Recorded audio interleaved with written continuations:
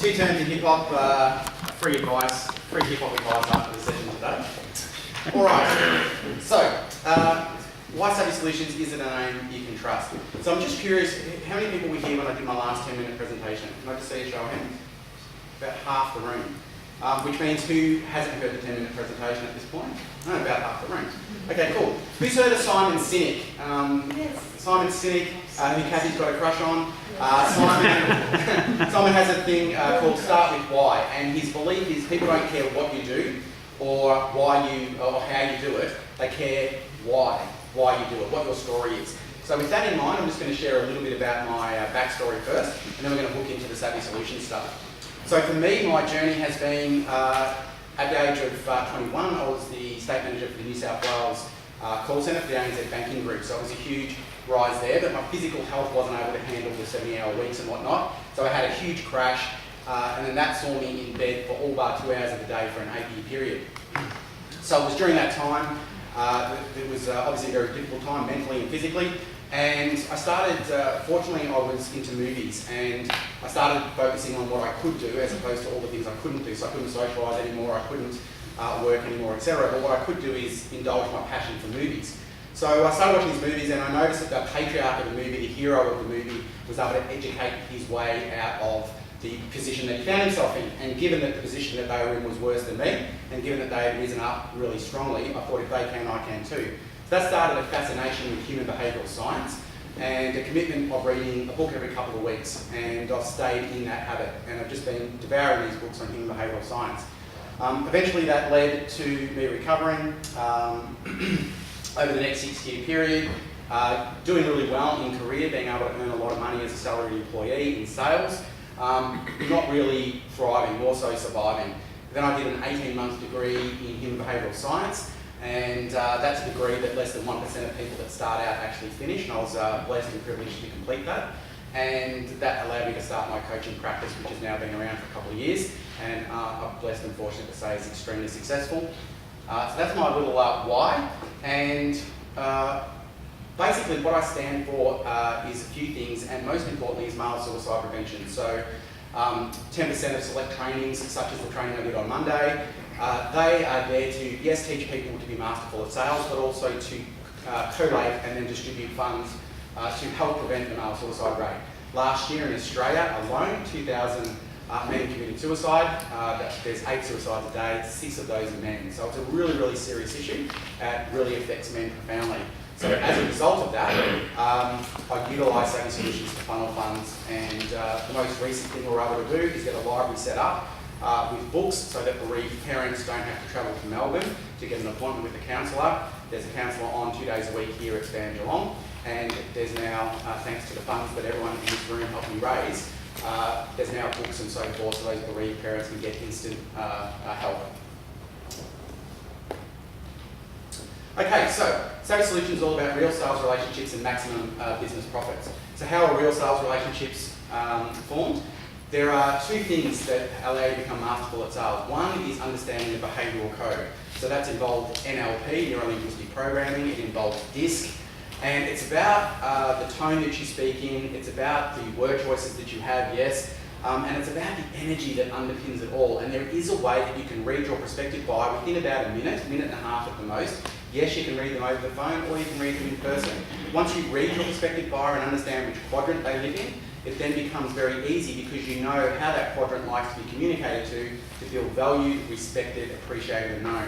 When you make someone feel this way, they will feel drawn and attracted to doing business with you, and that's what you want in sales because it stops you, if they're drawn and attracted towards you, it stops you having to push yourself towards them. So you can avoid the icky hard sell, you can avoid all of that, but still have dominant and potent results. So the behavioural code is huge. But now once you have that rapport and everything's going well with you and the client, you then need to know how to have a proper sales conversation. So most people would understand that you can't bake a cake, put all the ingredients in the mixing bowl, pop it in the oven, it goes for 40 minutes, beautiful, you take the cake out of the oven and go, bugger, I've got the egg, and just crack an egg on top. You wouldn't do that if you were baking a cake. The cake would taste like rubbish. So most people understand this. It's the same with the home. As a builder, you wouldn't just wake up one morning and say, I think I might bung up a frame on that side. you wouldn't do that unless the slab had already been laid. So people understand that everything in life is systems. And whilst I don't believe in scripts at all, the Australian has a huge bullshit detector and they can feel if you're laying a script on them. There are certain frames that you need to cover in a certain order. And if you cover them in the right order, you can actually use the first frame to really set up success for the second frame and the third frame. By the time you get to the fifth frame, the money frame, it's a very easy conversation and the sale closes itself. So it's just about getting systemised with the conversation. So the behavioural code, build rapport and a deep relationship. The conversation code, leverage that relationship for a closed sale. That's what I teach my clients and that's why they're doing so well. In the last few months alone, I've trained Stockdale Lego, Harcourts, Telegraph, Buxton's, Great Ocean Property. I am the recommended sales mentor for the Grand Chamber of Commerce. I figure they've been around 160 years, so I'm extremely proud to hold that position. I'm also the recommended sales mentor for the HIA, and there's 10,000 members in Victoria alone. So once again, incredibly proud that these large organisations entrust me with the sales development of their teams. They're all leaning into the training because they understand one thing. The behavioural code and the conversation code, they're playing out every day, whether you know about it or not. So knowing about it just puts you in a position to win, which is what we're all about.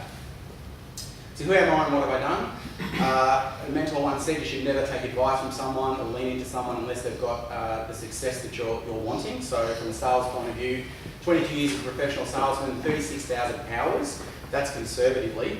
For 6 years I worked for a franchise that had 90 sold builders and I was consistent, and 90 salespeople. I was consistently ranked in the top 3 in the nation. Sold $55 million worth of homes for those builders over that period. For 3 years, I worked for a builder selling software to other builders and was able to nearly double their turnover with no extra spend on staff or advertising. How was I able to do it? The conversation code and the behavioural code, just teaching the salespeople to use it. I don't say this to pump up my own tyres, but just so you know that what I share, if you refer me, what I share is proven to work over a sustainable period of time. It's not a theory or a guess or an opinion. So why does becoming educated in the behavioural code and the conversation code work so well? Most sales techniques use the 5% of the conscious mind to communicate to the 5% of the conscious mind of the buyer. It's very surface level, it's very shallow, and it gets mixed results. Because just like an iceberg has 5% sitting above the surface of the water and 95% below the water, the human mind is the same. It's exactly the same. We have 5% of our processing is conscious. 95% of what we process, it's happening, but we're unconscious to it. And so when you learn these sales techniques that I teach, it allows you, the salesperson, to communicate directly to the unconscious mind of your buyer. And as I say, have them leaning in and compelled to work with you. So let's just chat quickly about referrals. My bread and butter referrals, people like yourself in the room, solopreneurs who want to be dominant at sales without having to resort to the icky hard sell and use a technique that's much more elegant and that results in a perfect sales conversation. A perfect sales conversation is one that feels good for you, good for your buyer, and results in the correct decision. So that's bread and butter. Cream referrals. Businesses with 4 staff or more who are wanting those staff to be upskilled and drive up their profits through getting better at sales. And dream referrals are the same as the aforementioned, but that want me back each month. So some of my clients, such as Buxton's, have me going back every single month, which is wonderful. All right, things to listen out for. Check in with frustrations. Things like, I don't know what happened. The sale was looking so good, and then all of a sudden they dropped off. 1 minute it was going fantastic, then they stopped returning calls and emails, and I don't really know why. Some months I do really well, some months I don't. Because if you're having your conversations in the wrong order, you'll actually have great months, and then you'll have so-so months, and you won't really understand why, unless it's systemised. I always worry about having to drop my price. If you're having your conversations in the right way, you don't have to get into price discussions. There are plenty of leads coming through and I just can't get traction. I know I'm good at what I do, but I just can't put myself out there. That's a really common thing actually for people in this room, where you're excellent at what you do, but you're just not sure how to put yourself out there in a way that doesn't have you feeling that you're being showy. So, who I don't help?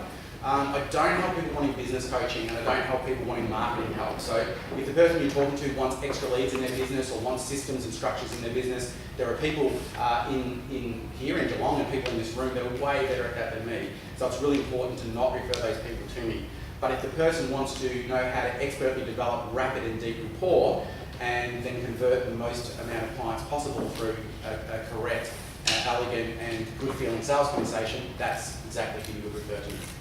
So thank you so much for all of your support. So many of you in this room have actually attended a workshop, come to a deep dive training, referred business to me, taken a 5-session coaching package.